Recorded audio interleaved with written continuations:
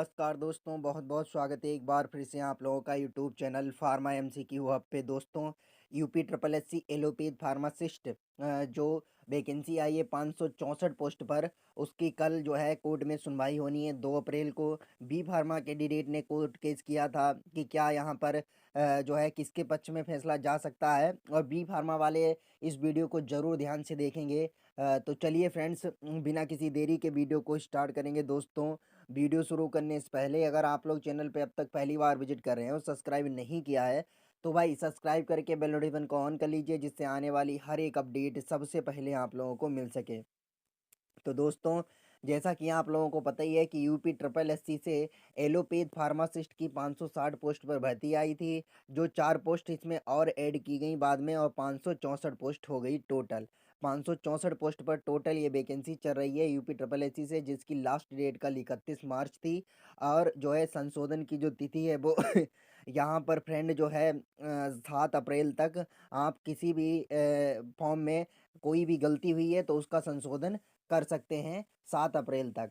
अब इस वैकेंसी को लेकर, क्योंकि आयोग ने डी फार्मा और प्लस रजिस्टर्ड फार्मासिस्ट होने चाहिए पीसीआई में एलिजिबिलिटी रखी थी, लेकिन बी फार्मा वाले कैंडिडेट ने इसका विरोध किया और कहा कि हम लोग भी फार्मासिस्ट हैं और हम लोगों को भी यहाँ पर मौका मिलना चाहिए। तो उन लोगों ने जो है कोर्ट केस किया था इस वैकेंसी को लेकर, जिसकी 2 सुनवाई हो चुकी हैं। पहली सुनवाई हुई थी शायद 26 तारीख को फ्रेंड, और दूसरी सुनवाई यहाँ पर 28 मार्च को हुई थी। जो 28 मार्च को सुनवाई हुई, उसमें हाई कोर्ट के जो जज ने है वो फ्रेंड यहाँ पर जो आयोग के वकील हैं उनसे यहाँ पर कहा है कि कोई आप यहाँ पर प्रस्तुत कीजिए एविडेंस कि बी फार्मा को एलिजिबल क्यों नहीं किया गया है। तो उसके बिहाफ पर 31 तारीख तक का समय दिया गया था, यानी कि कल तक का। और दोनों पक्ष से यहाँ पर तर्क और वितर्क के साथ यहाँ पर अपने सबमिट कर दिए गए हैं कि यहाँ पर लिखित रूप में कि क्यों यहाँ पर बी फार्मा कैंडिडेट को एलिजिबल नहीं किया गया था। अब इसका जो केस है फ्रेंड, वो 2 अप्रैल को इसकी सुनवाई है इस केस की। तो यहाँ पर मैं एक बात बहुत अच्छे से आप लोगों को बता देना चाहता हूँ। देखिए, यहाँ पर 361 पोस्ट पे ड्रग एनालिस्ट की भर्ती आई थी यूपी ट्रिपल एससी से, जिसमें यूपी ट्रिपल एससी से आई थी फ्रेंड। और यहाँ पर जिसमें बी फार्मा कैंडिडेट और प्लस पेट होना चाहिए एलिजिबल थे, जिसका फाइनल रिजल्ट अभी कुछ दिन पहले ही जारी हुआ है और बहुत सारे कैंडिडेट सिलेक्ट भी हुए हैं।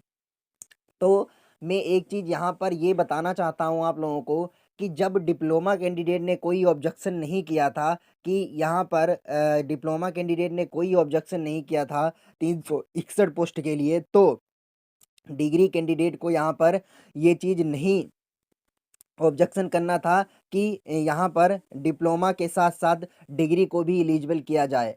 हालांकि दोनों के कोर्स में अंतर होता है, क्योंकि यहाँ पर डी फार्मा का कोर्स ही डिस्पेंसरी के लिए डिजाइन किया गया है, जबकि बी फार्मा का कोर्स आप देखेंगे तो यहाँ पर इंडस्ट्री वगैरह में काम करने के लिए, या हाई लेवल एजुकेशन जैसे आपका यम फार्मा हो गया या जीपेड वगैरह हो गया, डीआई के एग्ज़ाम तक के लिए जाने के लिए जीपेड नाइपर के लिए बी फार्मा के कोर्स को यहाँ पर बनाया गया है। जबकि डिप्लोमा के कोर्स को केवल और केवल फ्रेंड यहाँ पर जो है केवल और केवल यहाँ पर डिस्पेंसरी के लिए, हॉस्पिटल्स में डिस्पेंसरी के लिए डी फार्मा के कोर्स को बनाया गया है। तो जो बी फार्म वाले कैंडिडेट ने हैं जिन्होंने कोर्ट केस किया है, और वो यहाँ पर जो लीड कर रहे हैं, उनके विषय में जो है ज़्यादा जानकारी नहीं देना चाहूँगा। सारी जानकारी है, बस ये बताना चाहूँगा कि कुछ ऐसे कैंडिडेट हैं जिन्होंने ड्रग एनालिस्ट में सिलेक्शन नहीं ले पाया है फ्रेंड 26 नंबर पर ईडब्ल्यूएस भी लगाकर। और किसी के तो क्या ही बोलूँ फ्रेंड, इतनी कम नंबर की कटाव गई थी और वो कटाव पर सिलेक्शन ना ले पाकर फ्रेंड, और यहाँ पर डी फार्मा कैंडिडेट के जो है हक छीनने के लिए यहाँ पर कोर्ट केस किया गया है, और पैसे भी दिए गए हैं सभी फ्रेंड जो है सभी स्टूडेंट्स द्वारा जो वी फार्मा है, और यहाँ पर कोचिंग संस्थाओं द्वारा भी पैसे यहाँ पर दिए गए हैं कोर्ट केस के लिए। तो यही सारी चीज़ें हैं फ्रेंड। फिलहाल कोर्ट केस बी फार्मा वालों के जो फेवर में बताया जा रहा है, ऐसा कुछ है नहीं कि कोर्ट केस बी फार्मा वालों के फेवर में है। और फाइनल सुनवाई में देखो क्या होता है, और आप लोग चैनल पर ज़रूर बने रहिएगा, सारी जानकारी आप लोगों को मिलती रहेगी चैनल के माध्यम से। तो आज की वीडियो हमारी यहीं तक रहेगी। किसी भी तरीके का कोई भी डाउट है कमेंट करके पूछिएगा ज़रूर। मिलेंगे नेक्स्ट वीडियो में नई अपडेट के साथ। Thanks for watching pharma MCQ hub.